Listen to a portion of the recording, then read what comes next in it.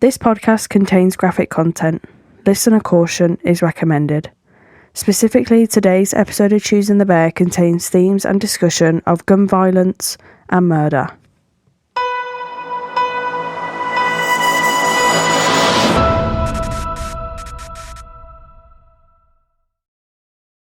Hello and welcome to Choosing the Bear, a true crime podcast. My name is Lois and with me is my co-host / brother Daniel. And today's episode is on the murder of Matt Ratana.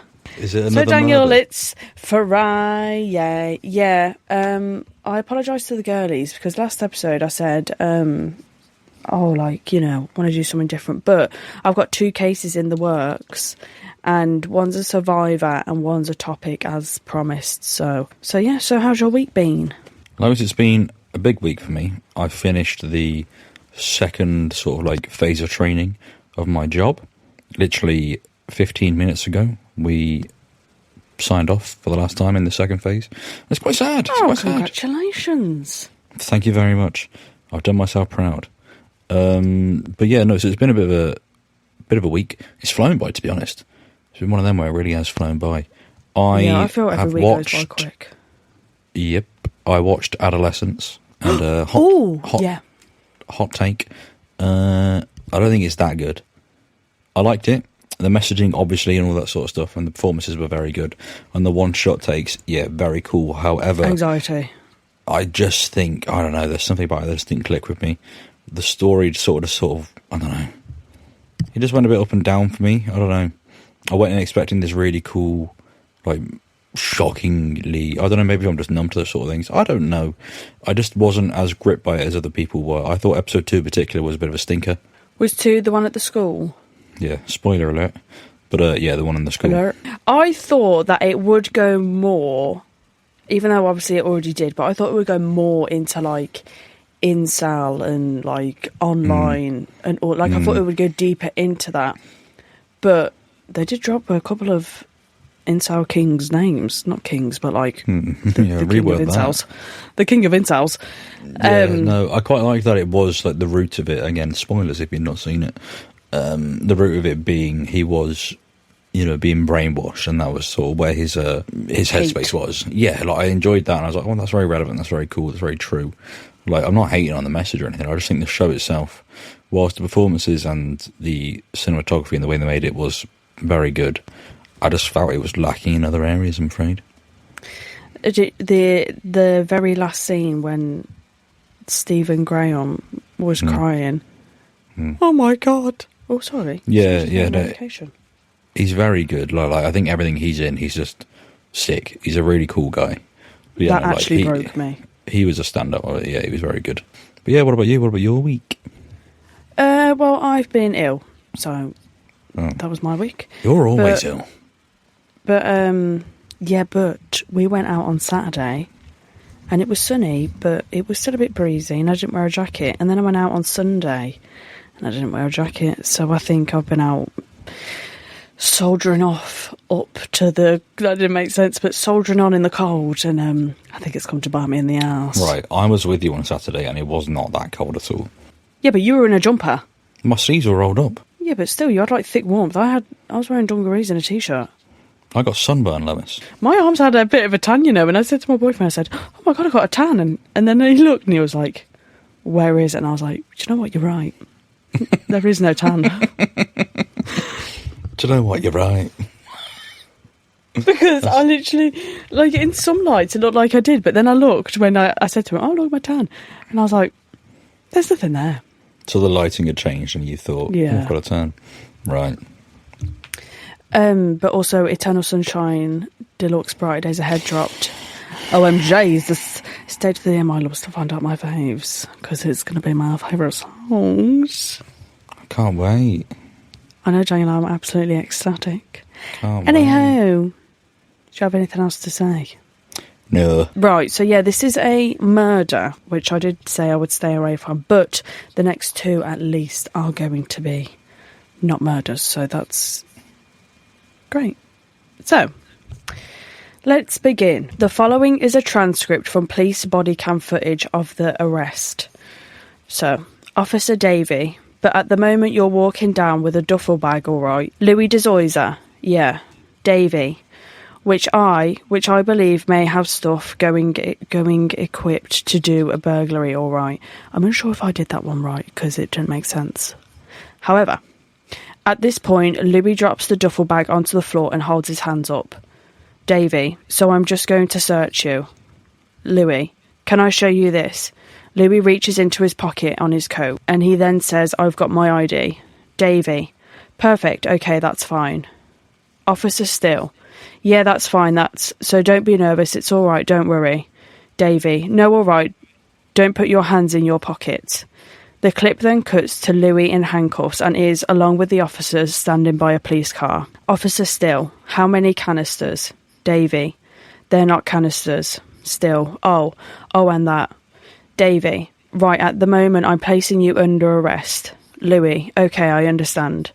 Davy, for possession of what I believe to be bullets, all right. The body cam footage then cuts to an officer performing a body search on Louis. Davy, can I have a van and cell space for one male adult arrested for possession of what I believe to be bullets? So we got quite the start. I mean, it was a bit confusing because there was a lot of names going around, but so if you break that down quickly now. So, Officer Davy and Officer Still have stopped Louis de Zoysa. I really am trying to pronounce the last name correct, but I'm unsure. Just say Louis. Stopping Louis because he had a duffel bag and he looked a bit suspicious. So the police approached him and were like, what's in the duffel bag?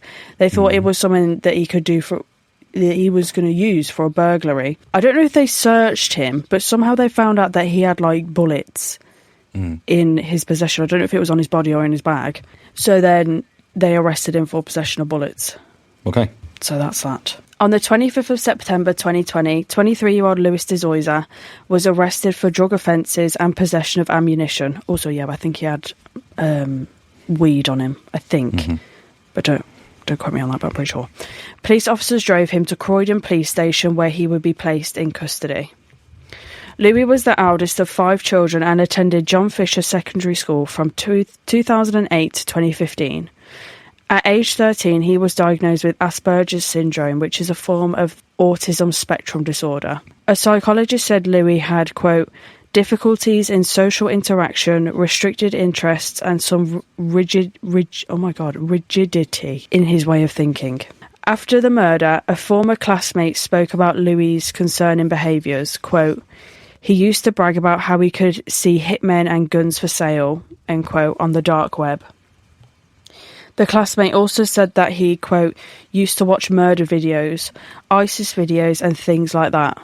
And that this is just ringing a bell from the murder of Brianna Joy, which we covered when, we Scarlett mentioned this sort of thing, yeah, was watching dark web videos while she was in school, which is just, I mean, doing that regardless is beyond wrong, but to be in school and doing it is just a whole other level. Very adolescence, how it spoke about how you don't know how or what kids are accessing on the internet these days because it is such an open season essentially of just information that you can get. Crazy.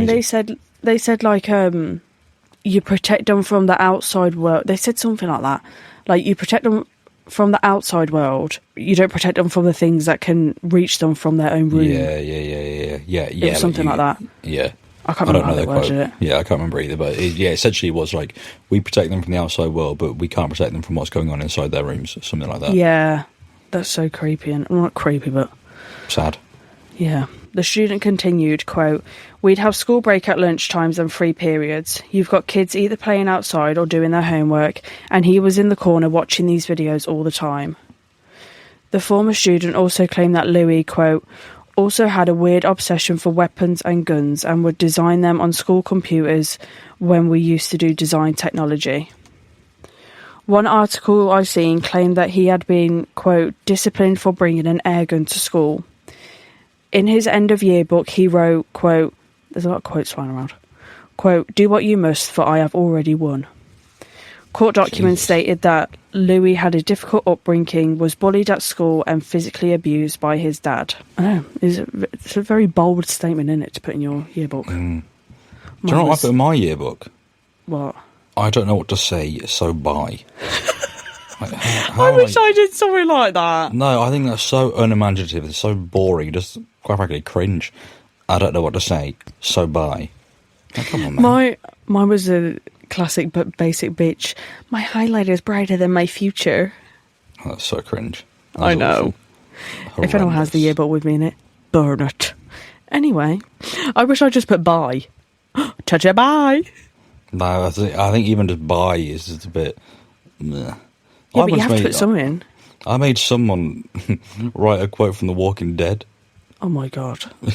The quote was, "We're not too far gone." Jesus Christ. Spelling it as you leave us quote was real.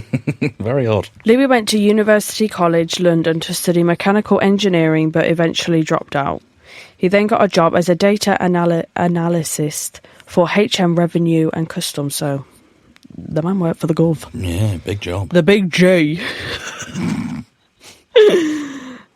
While working for HMRC, Louis began smoking cannabis regularly and moved to an isolated farmland, living independently in Banstead, Surrey. I'm unsure what event triggered this, but it's thought that Louis would be referred to the government's PREVENT programme. The PREVENT programme aims to prevent individuals from becoming terrorists, supporting terrorists and or committing a terrorist attack. Despite this, Louis wasn't known to MI5 services. So I don't know, because I think PREVENT is like predominantly in schools. I don't really think it's in like workplaces. So I presume he got referred when he was in uni or in school. So back to the now. That was our little background on Louis, but back to the now. Louis was taken to Croydon Police Station, processed and placed into a holding cell. In the cell, he was in handcuffs. 2 officers came to the cell, as well as Sargent Matt Ratana, to conduct a strip search. Here's a short transcript. Also, the transcripts that I am presenting are actually videos that you can see online. Ratana: I'm not involved in the investigation. You've been arrested on suspicion of possession of bullets, ammunition, and possession with intent to supply. Officer Davey, Class B. Ratana, Class B. Anything else? Davey: no, that's it. Ratana: all right, your detention's not been authorised yet, but I authorise a search of you under Section 54 of PACE. Stand up. Louis stands up, and the 2 officers beside him hold out their arms to grab his arms. Ratana: mate, you were good enough to... At this moment, Louis pulls out a gun and shoots Matt in the chest. Still firing, 1 bullet hit Louis in the neck, as in his neck. In the video, you don't see the bullets being fired. It then cuts to the 2 police officers restraining Louis, taking him down onto the floor, and is then tasered.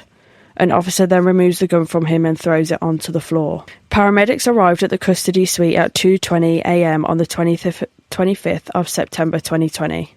Scott Grant described a, quote, scene of carnage. He saw a man lying on the floor that he recognised as Matt, as he'd seen him at the suite on previous visits. Other officers were performing CPR on Matt, but Scott checked and, quote, there was no electrical activity in his heart. A medical helicopter arrived to transfer Matt to St George's Hospital. However, not long after he arrived, a decision was made to stop CPR. Matt Ratana's time of death was 4:10 a.m. A post-mortem exam detected another bullet in his right thigh, as well as the fatal one in his chest. So after he got shot, was he still restraining Louis? No, the 2, Officer Davey, I'm pretty sure Officer Davey and Officer Still, the ones who initially arrested him. Yes, I see. They were the ones who like stood him up and put their arms around his because he was handcuffed. I see. I'm pretty sure he was handcuffed. What sort of something about that is, you just said, this is sort of happening with any case really, but it just sort of hit me then. When you said the time of death was 4:10 a.m, I just thought about maybe 3:10 a.m. Obviously no one knew, but he had 1 hour left to live. And I said that whole daunting sort of idea of this guy now has 60 minutes left of his life, that whole thing just... Yeah. It's awful. I don't know, it's sort of just unnerving, I guess. I don't know. But that's insane though. So he had a gun on him in the police station. Yeah. Even though he was searched before he got into the police officer's car to go to the custody suite. But I get into it in a bit, there was no metal detectors or like, whatever. Louis was frisked when he was initially arrested. In the body cam footage, you can see an officer checking around his neckline, and the BBC reported that his waistband was also checked. They didn't have a metal detector in their car, as well as to the entrance to the custody suite. So I'm actually unsure as to where he would have concealed it.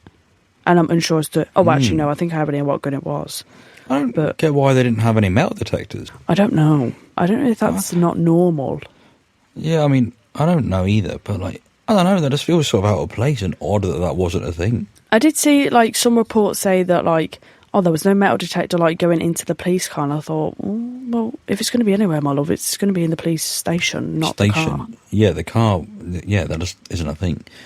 But, like, going into a police station, I don't know, I would have assumed like a building. Anyway, yeah, you'd assume anyway that that would be a thing there for safety, especially police stations as well, where, you know, that's where they sort of harbour criminals initially anyway, before obviously going off to prison and stuff. Oh, that's a real shame. It gets even more sad. I mean, we've got a paragraph now. Matt Ratana was born on the 3rd of May 1966 in New Zealand.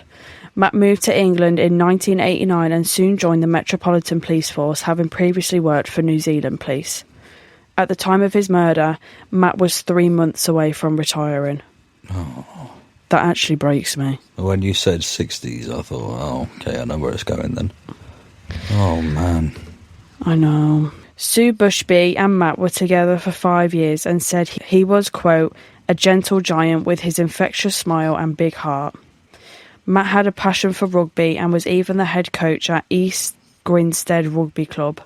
Quote, I know Matt touched many, many people's lives with his friendliness, patience, kindness, enthusiasm and caring ways. Many tributes to Matt poured out across the country. The MPs fell silent while in the House of Commons, and Cressida Dick, the then Metropolitan Police Commissioner, also held a minute's silence a week after his death. Many police forces around the country joined the silence at 11 a.m. I feel like I did hear about this one. It's slowly ringing a bell. Well, I feel like I've read about this somewhere or something, because it's one of them where I feel like it's just sort of vaguely in my sort of like memory, you know? It was like really reported on in the news. Yeah. So Louis fired a shot and unintentionally it hit him in his neck. So he would be taken to hospital and remained critically ill, being treated for brain damage. Shit. I mean, I don't know if this is okay to say, but if that's not a dose of karma, then I really don't know what is. So it hit him in the neck, and that caused brain damage. I don't know if it would have hit like his brain stem or something. Wow. Shit. After the shooting, Louis would claim that it was all an accident, although the gun was later analysed by experts and it was determined that the gun didn't have the ability to discharge a bullet itself. The gun Louis used to murder Matt was purchased from an online auction. He reportedly didn't need a licence as, quote, the firearm was considered obsolete with bullets no longer available. But Louis had been designing firearms on a computer while at school, so he began buying products to create his own bullets. Louis's drives would be, as in like his computer drives, would be examined, and it had content relating to right-wing extremism, Islamic terrorism and homophobia. God's sake. Because I thought that as well. I thought, how did you get the gun? Because when we did Dunblane, we were like, oh, like this triggered like a lot more gun control. I don't really know how I feel about like just because a gun's deemed obsolete, that it shouldn't still be like you shouldn't need a license or whatever. I think what makes it worse is that even with that law in place, you know, like there is a ban on them in the UK. This guy really wanted one, so he's like designing stuff, like he was going out of his way to get one any way he could. And then designing his own bullets for it. That's what I mean. Like, he was designing it all. This guy, regardless of like, if he could get one or not, he was actively involving himself in that sort of idea. Oh, I see what you're saying. Do you know what I mean? Yeah.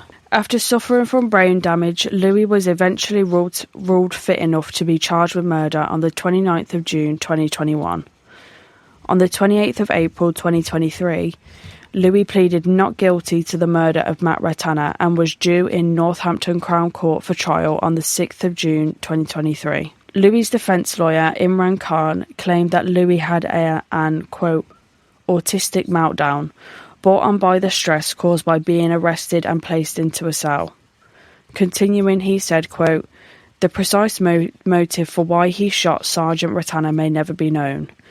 There was no evidence he went out to shoot a police officer or anyone in particular. However, despite their argument, the jury found Louis Zoysa guilty of murdering Matt Ratana.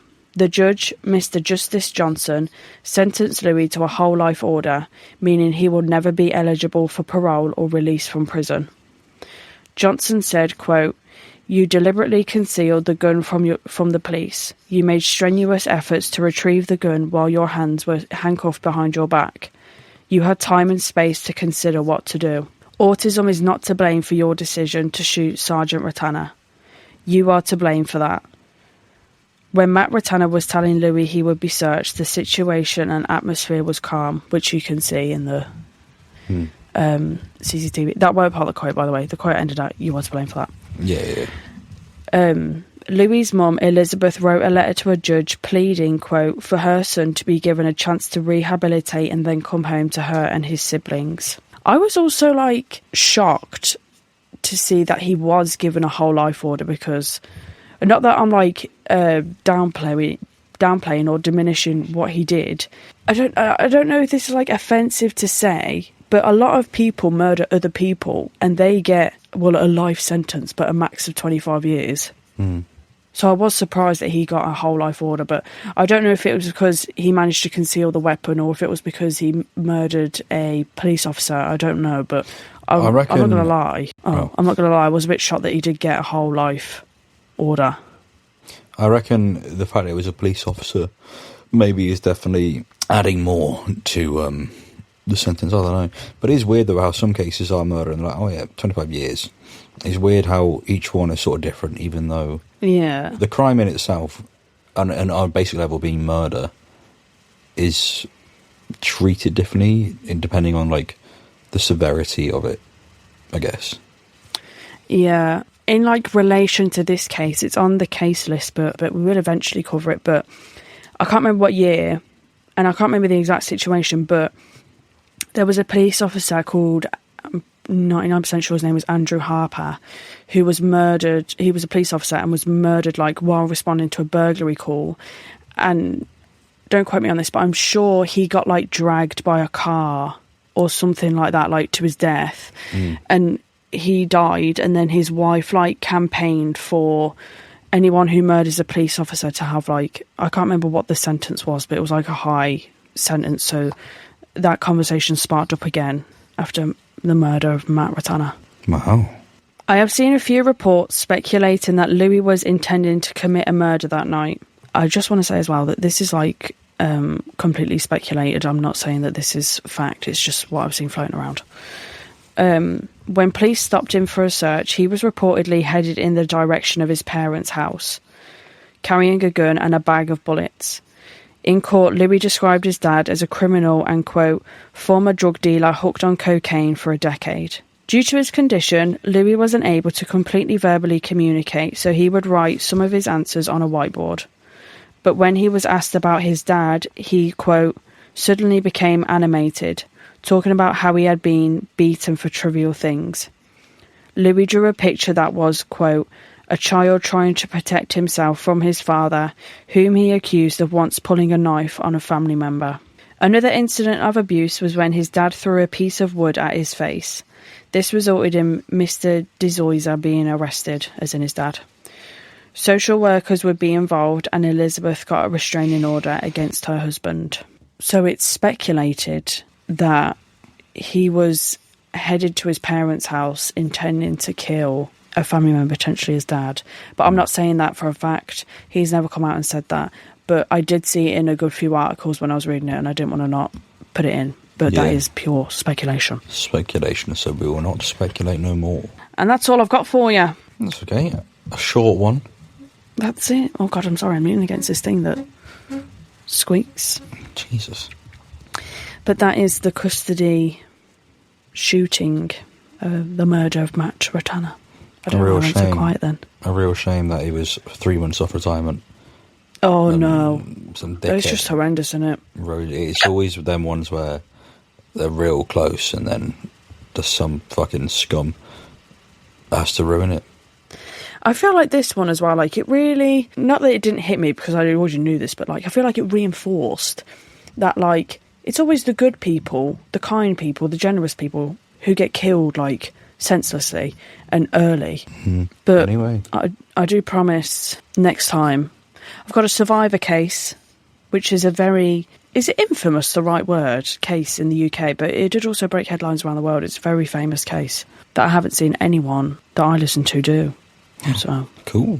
Are you ready to travel over? I'm always ready. Let's go. Da-da-da-da-da.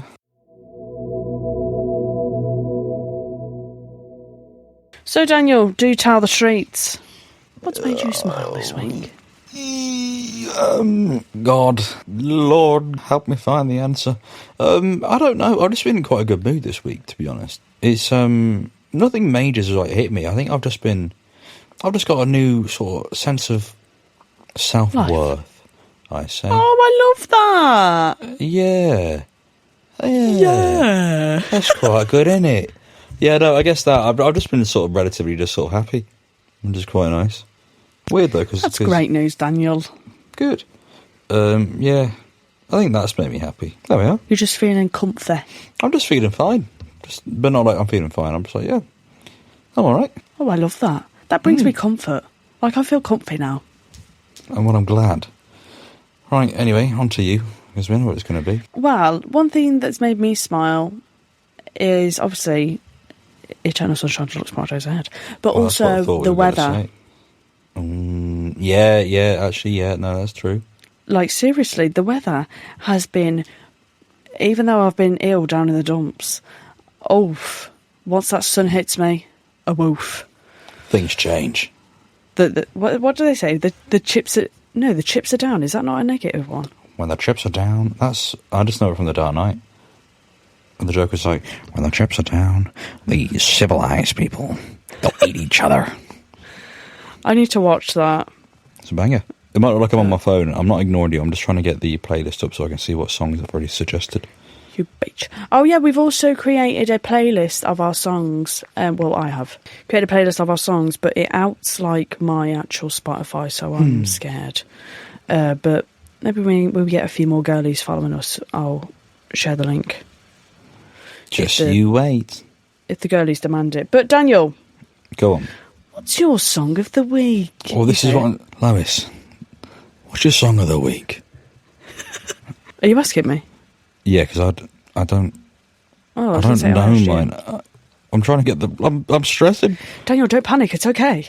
Okay, so, obviously, Brighter Days Ahead. My favourite... I'm going to go in order because the girlies might want to know. It's going to be quick. Oh, yeah, really? How many songs is there? There's 6. So, 6, Hampstead. I love it, but it's just not one that I reach to listen to. I love that she's like pouring her soul out. Ariana's pouring her soul out to us. But it's just not really one that I would listen to because it's a bit sad. Intro, End of the World. We know her, we love her. Cool beans. The next 4 are all tied, but if I did have to put them in order, it would be... I don't know, I can't really rank the next ones, my loves. Well, you don't need to rank them, do you? That was something that was squeaking. But today and yesterday, I have been utterly obsessed with Past Life. Oh my God, the instrumental to that, my dears. You need to get listening to it. Anyway, Daniel, what's your song of the week? All right, I can't think of... I was trying to think of something that I haven't really suggested before, but I can't think of one. So we're going to go with Linkin Park's new song as well. So Ariana released her new stuff last week. So did Linkin Park. You were about to say shit. Yeah, so I went stuff. Yeah, so she released her new album, whatever, cool. Linkin Park released their new song as part of the deluxe album that's coming out soon, and it's titled Up From the Bottom. I'm sorry, you can hear my phone typing, it's because I'm adding it to the playlist. Yeah, I also seen it on Spotify's Instagram as it debuted in the top debut songs in the UK. And you heard it on Saturday? I did. It was okay. I really liked it. I haven't got many complaints. I thoroughly enjoy it. But yeah, there we go. Bit of a relaxed episode for you. I just feel like we're in a very chilled vibe today. The sun is out still. It's looking quite nice and blue out there. Just chilling out on a t-shirt. Yeah, the clock's at... I mean, I've got a t-shirt. I've got, obviously, trousers and shit on as well. I'm not just sat here in a fucking t-shirt. Chilling out in a t-shirt.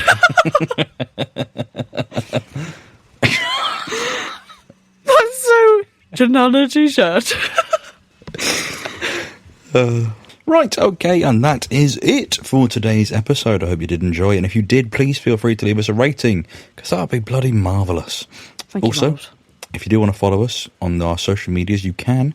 It's only the Instagram and the TikTok, nowhere else, because they're all fucking dead sites. So we are Choosing the Bear on Instagram and Choosing the Bear Pod on TikTok. Thank you once again for listening. It's truly, truly appreciated. We'll see you next week. Ta-ta, bye! Oh, I like how you waved.